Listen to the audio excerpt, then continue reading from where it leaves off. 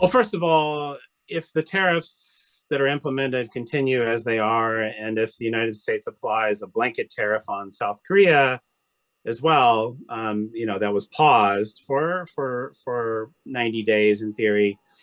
But if we get to the point of a blanket tariff, the whole point of a free trade agreement just becomes, it loses the whole point of having the free trade agreement in the first place, because everything is just taking place on top of it, basically. So to me, the real question isn't whether the Trump administration will want to maintain the agreement or renegotiate the agreement.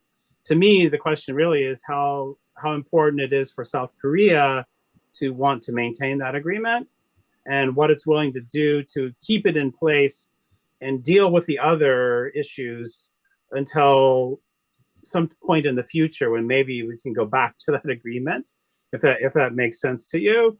So I don't think that renegotiating the course agreement will be a high priority for the Trump administration. They're just going to do what they want to do, basically, and they're already doing it. So the question really is the degree to which South Korea feels that there's value in trying to keep it in some way and try and renegotiate it as a tool to moderate the president's tariff agenda.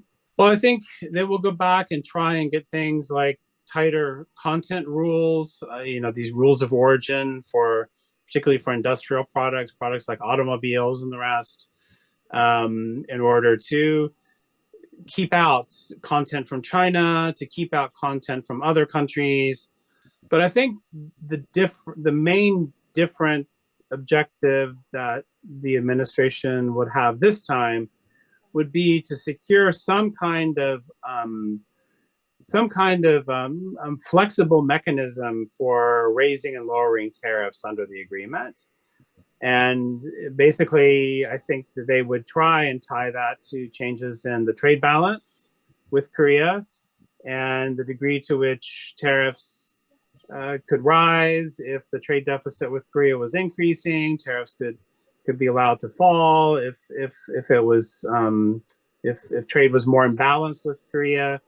So I think that is the kind of mechanism that they would want to include and expect to include, which isn't a free trade agreement anymore. It's a managed trade agreement, basically.